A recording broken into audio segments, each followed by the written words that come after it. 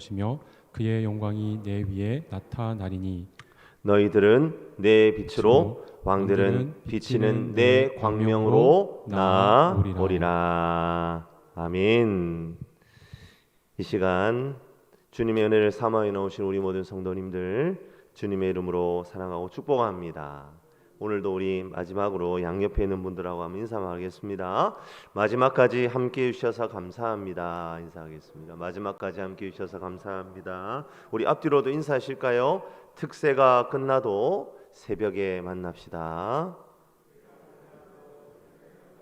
예, 목소리가 점점 작아지죠.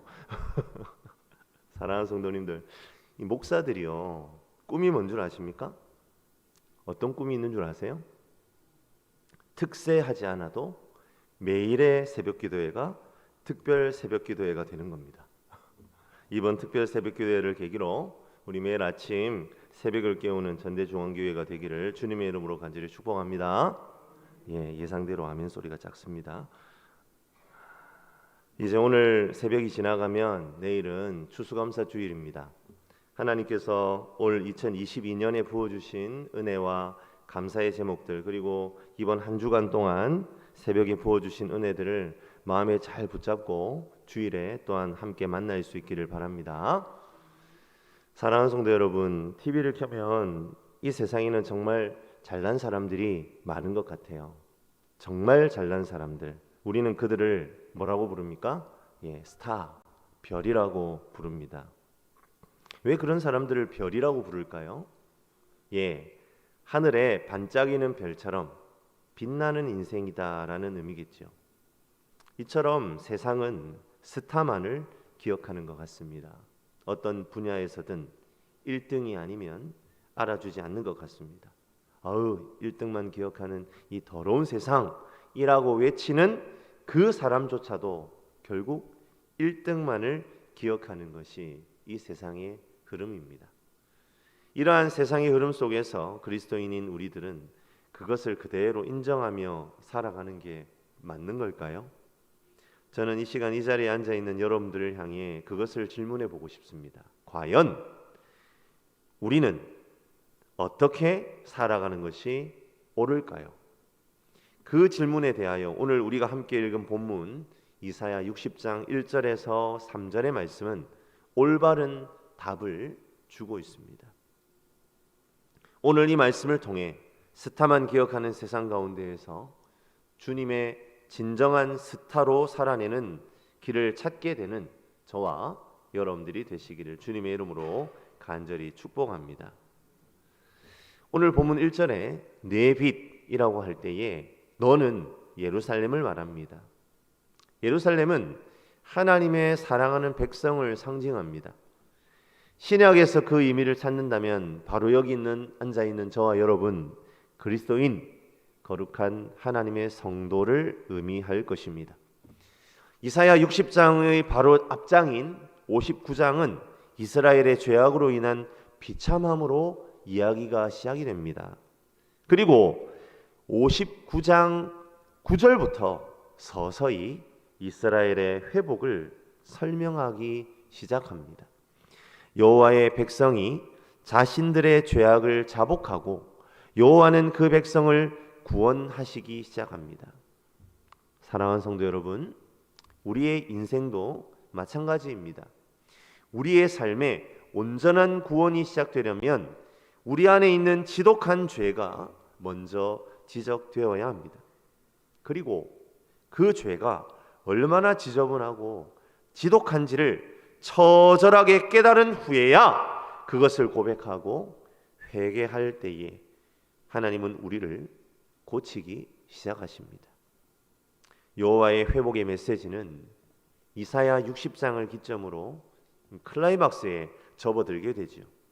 이제 더러운 죄가 덕지덕지 붙어있는 초라한 예루살렘의 모습은 없습니다. 찬란한 빛으로 나아오는 예루살렘의 모습만이 있죠. 찬란한 빛을 발하는 영광스러운 예루살렘을 노래합니다. 바로 이 찬란한 예루살렘의 모습이 바로 우리의 모습임을 믿으시길 바랍니다. 그리스도를 믿어 구원 얻은 인생은 이 찬란한 빛을 발하는 삶으로 변화됩니다. 그것이 바로 하나님의 백성을 향한 하나님의 뜻이고 계획입니다. 이 시간 이 자리에 모인 모든 성도님들에게 이러한 하나님의 복이 임하시기를 주님의 이름으로 간절히 축복합니다. 그 찬란한 빛을 발하는 삶, 주저앉아 있는 죄의 자리를 툴툴 털고 일어나 복된 삶의 자리로 일어서는 저와 여러분들이 되시기를 간절히 바랍니다. 아멘.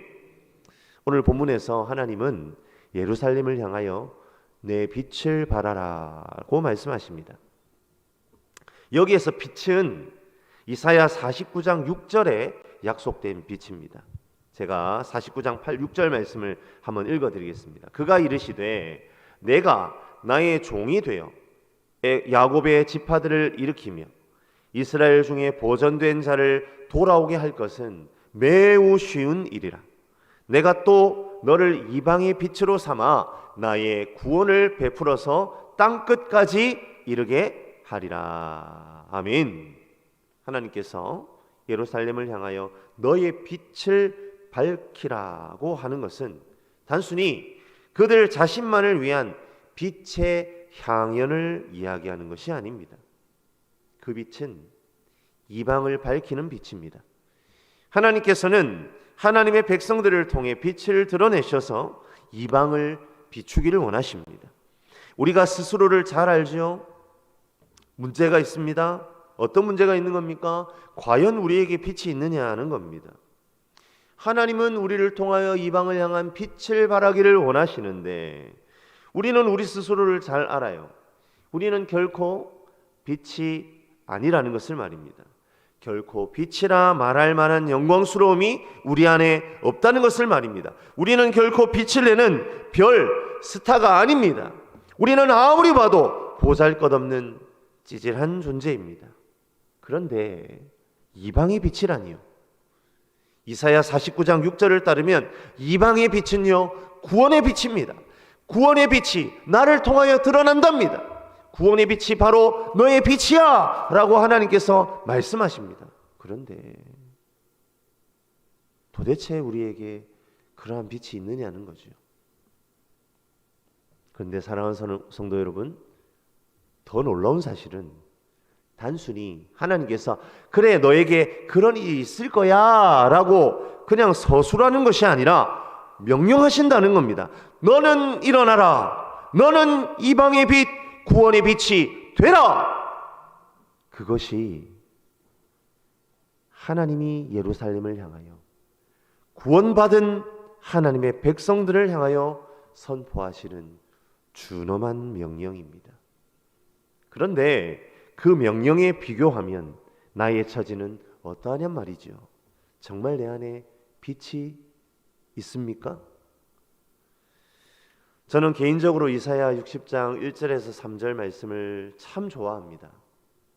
하지만 이 말씀을 묵상하면 할수록 그리고 설교를 위해서 연구하고 책들을 살펴보면 살펴볼수록 이 말씀은 참 저에게 부담이 되는 말씀입니다. 특별히 저는 설교하는 사람이지 않습니까? 그대로 적용이 되는 거예요. 나의 설교는 이방의 빛, 구원의 빛으로 쓰임받고 있는가? 나의 설교는 또 다른 영혼을 구원하는 빛으로 사용되고 있는가? 말씀을 준비하면서 참 부끄럽고 쥐구멍이라도 찾고 싶은 심정입니다. 저처럼 연약하고 부족한 사람이 과연 주님이 말씀하시는 별, 스타가 될 수 있겠나는 말입니다. 주님, 웬 과분한 명령이십니까? 절로 그런 고백이 된다는 말이죠. 우리 성도님들은 어떠십니까? 내가 감당하는 일을 통하여 과연 그런 하나님의 영광스러움이 드러날 수 있을까?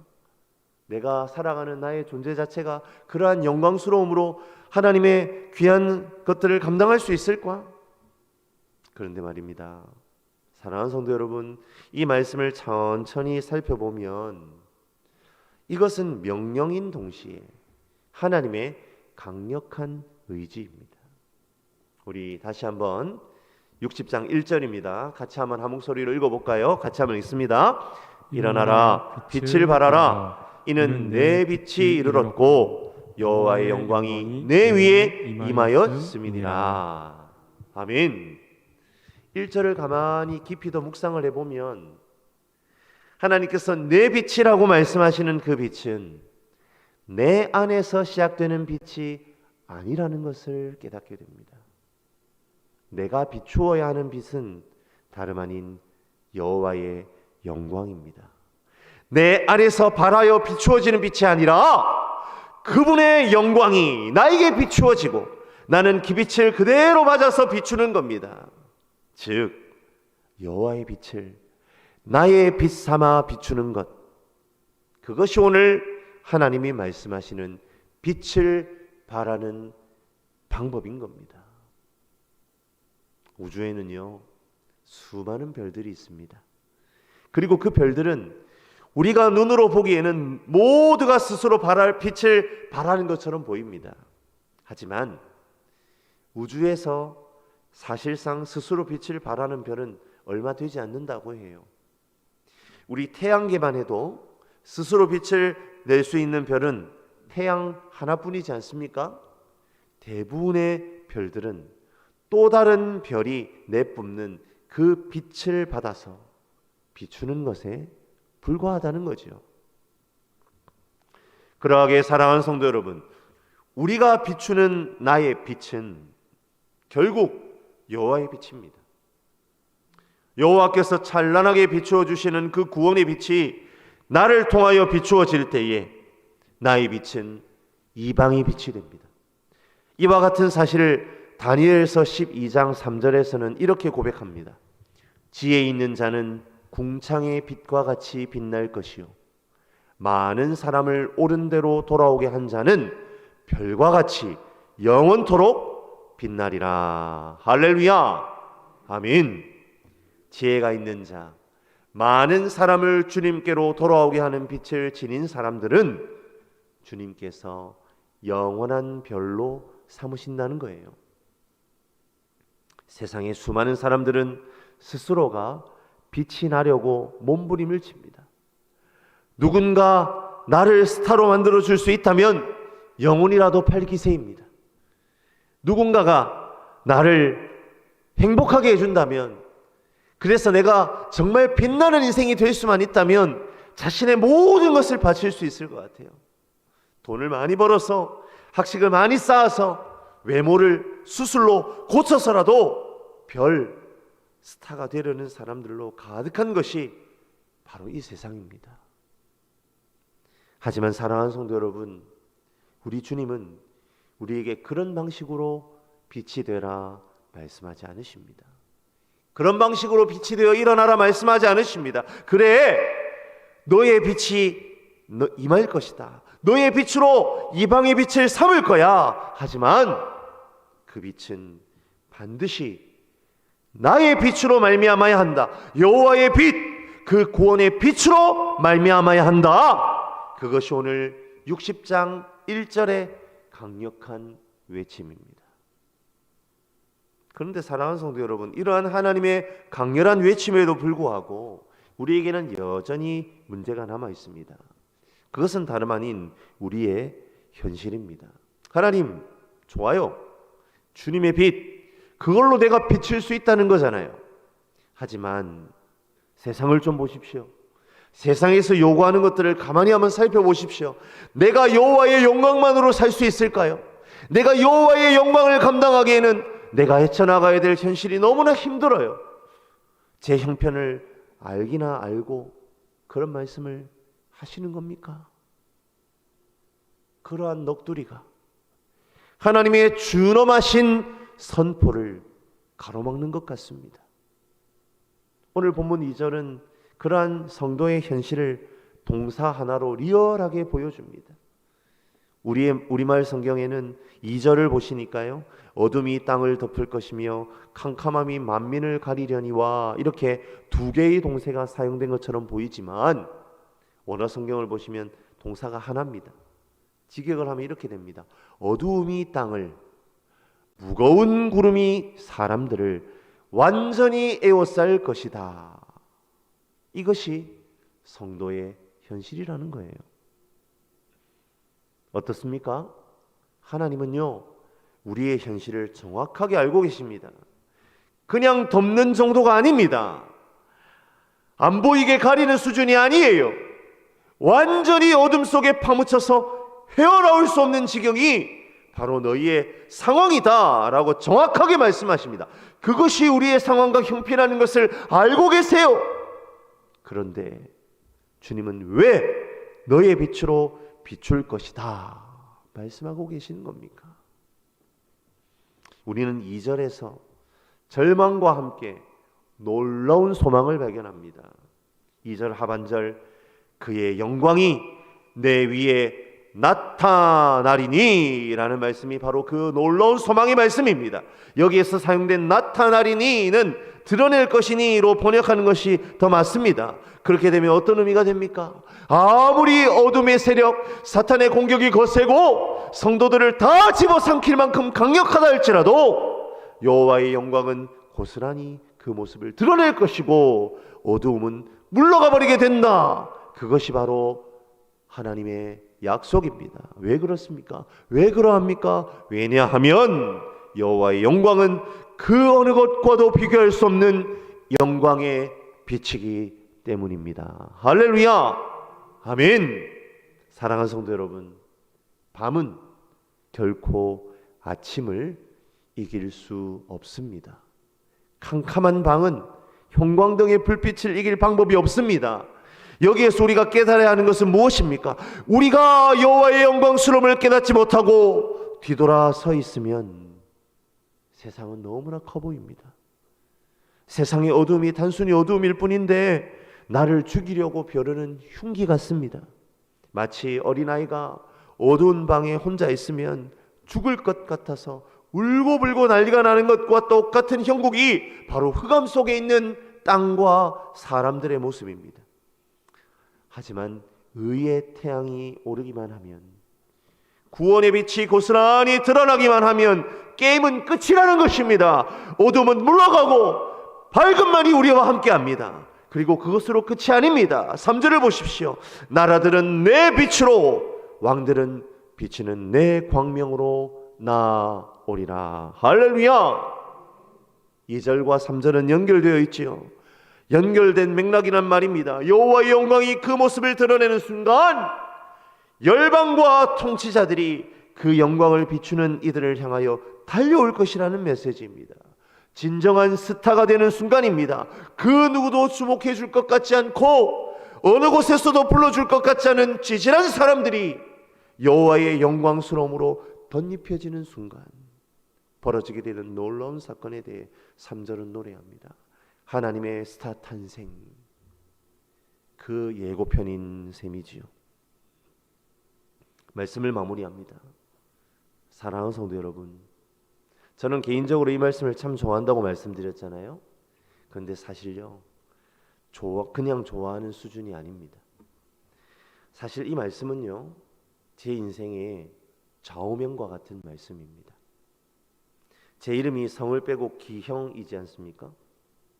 한자로 쓰면요, 일어날 기자에 형통할 형자를 씁니다. 뜻이 너무나 좋은 뜻이죠. 일어나서 형통해진다. 그런데요, 저는 10대 시절을 이 귀하고 아름다운 이름 때문에 엉망진창으로 보내야만 했습니다. 다들 제 이름을 기이할 기자에 형태 형자로 해석을 하더라고요. 저는 기형아였습니다. 말은 사람을 바꾸는 놀라운 힘이 있습니다. 그 예민하고 민감한 사춘기 시절에 저의 별명은 기형아였습니다. 수도 없이 듣던 그 별명이 점점 저를 그렇게 만들어가는 것을 보았습니다. 겉으로는 절대로 기형아가 아닙니다. 저 멀쩡하잖아요. 하지만 나의 내면은 점점 기형아가 되어가더라는 겁니다. 염세적이고 비관적이고 삶의 의미를 잃어버릴 만큼 친구들의 놀림은 저를 힘들게 했습니다. 그래서 저는 정말 제 이름을 가지고 기도했어요. 주님, 왜 제 이름은 기형입니까?